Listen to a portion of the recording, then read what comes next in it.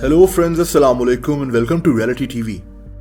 दोस्तों, 21 जुलाई 1786 सुबह के 10 बजे अमेरिका की एक सड़क से एक 6 साल की लड़की की लाश मिली। इसका नाम यूनाइस बोल्स था।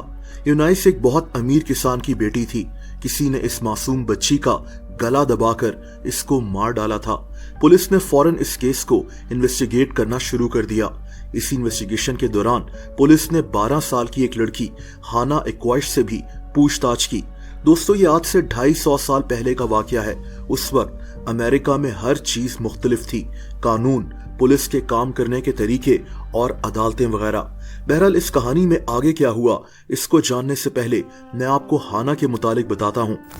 ये 12 साल की लड़की बहुत ही मुश्किल हालात में बड़ी हो रही थी।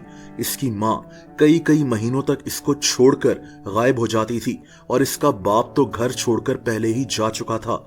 हाना का जहन बचपन से जुर्म की तरफ लगना शुरू हो गया। सिर्फ 6 साल की उम्र में इसने पहली दफा कहीं से फल चोरी किए थे। हाना जब सिर्फ 10 साल की थी तो ये अपने बड़े भाई के साथ मिलकर बच्चों को लूटना शुरू हो गई। एक दफा इन्होंने एक छोटी सी बच्ची को बहुत ज्यादा मारा और इसके पास से एक सोने का लॉकेट चोरी कर लिया। दोस्तों, ये और इसका भाई इस वाकये के बाद पकड़े गए और इनको एक फॉस्टर केयर में भिजवा दिया गया। ये एक ऐसी जगह थी जहां बच्चे रहा करते थे और हुकूमत इनका ध्यान रखा करती थी। वक्त गुजरता गया और अब हाना 12 साल की हो चुकी थी। ये फॉस्टर केयर से निकलकर अमेरिका के एक शहर न्यू लंदन में रह रही थी। ये साल था 1786 का। 2 साल फॉस्टर केयर में रहकर भी हाना नहीं बदली। इस छोटी सी लड़की का जहन अभी भी जुर्म की तरफ ही लगा हुआ था। दोस्तों, उस वक्त ये एक औरत के घर में काम करना शुरू हो गई, लेकिन इसके साथ साथ हाना एक दफा फिर से इस शहर के बच्चों पर अटैक करना शुरू हो गई। इस जगह के बच्चे इसको देखकर ही डर जाते थे। दोस्तों, ये जून 1786 का वक्त था जब इसी शहर के करीब एक इंतहाई खूबसूरत जगह मौजूद थी। यहाँ खेतों के पास बच्चे खेल रहे थे। इन बच्चों के पास बास्केट्स थीं जिनमें ये स्ट्रॉबेरीज भर रहे थे। इन्हीं में से एक बच्ची 6 साल की यूनाइस बोल्स थी। इसने भी अपनी बास्केट में स्ट्रॉबेरीज भरी, लेकिन हाना ने इसकी स्ट्रॉबेरीज अपनी बास्केट में डाल ली। यूनाइस ने रोना शुरू कर दिया और हाना को आसपास के लोग डांटना शुरू हो गए। 12 साल की हाना इस वाकये को भुला नहीं सकी। ये अब इस 6 साल की लड़की से बदला लेना चाहती थी।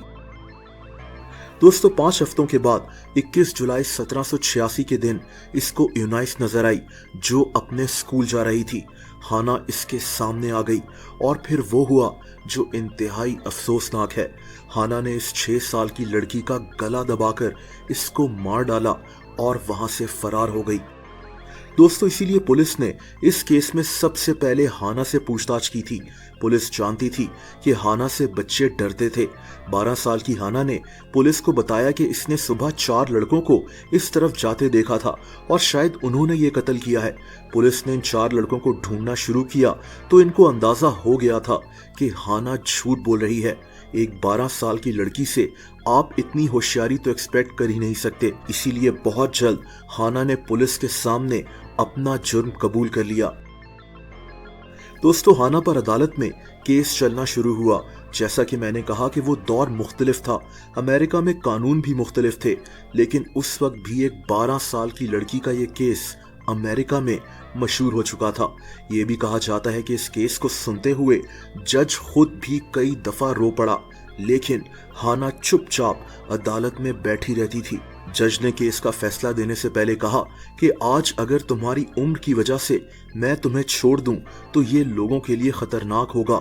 लोग समझेंगे कि कोई भी बच्चा ऐसा जुर्म करके भी बच सकता है। दोस्तों, ये कहकर अदालत ने 12 साल की हाना को सजाए मौत सुना दी। एक 12 साल की लड़की को फांसी दे दी जानी थी। 20 दिसंबर 1786 को हाना को लोगों के सामने जेल से बाहर ले जाया गया।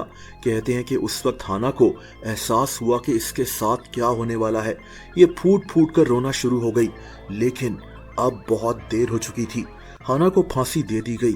ये तारीख के उन कम उम्र तरीन लोगों में से एक है जिनको सजाए मौत दी गई थी।